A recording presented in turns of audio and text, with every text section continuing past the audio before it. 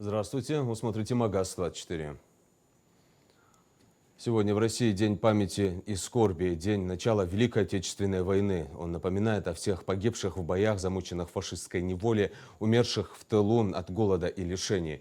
В истории Ингушетии 22 июня объединяет две трагические даты. Сегодня мы наравне с участниками Великой Отечественной войны вспоминаем также правоохранителя, погибших 21 год назад при нападении банды Басаева на республику. Глава региона, обращаясь к жителям республики, призвал чтить память героев. Цитата.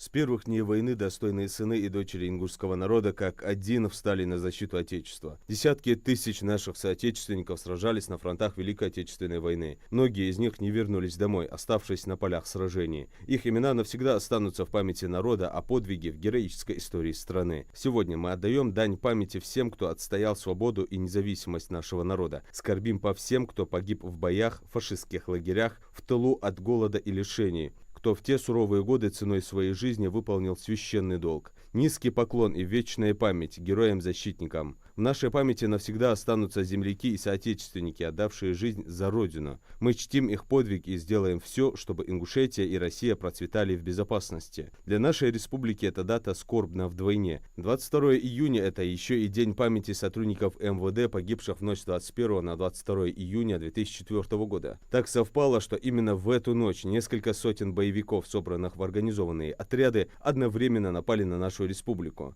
Прошло более 20 лет, но не проходит боль утрат близких и родных людей, погибших в ту ночь. Планы боевиков были сорваны благодаря беспримерному мужеству и героизму наших славных сынов, отдавших свои жизни за Отечество. В народной памяти навсегда останутся имена всех погибших мирных жителей и сотрудников правоохранительных органов, которые служили народу, правопорядку, безопасности людей и благополучию родной республики. Они всегда останутся для нас примером безупречного служения родной республике и родному государству. Сегодня память о мужестве и героизме предков служит духовной и моральной опорой для наших солдат, которые защищают Родину в ходе специальной военной операции на Украине. Бойцы из Ингушетии вместе со своими боевыми товарищами сражаются против нацистов, обеспечивая стратегическую безопасность России. Не забывая об этой печальной дате, мы должны ценить настоящее и дорожить миром, делать все, чтобы не допустить повторения подобных трагедий.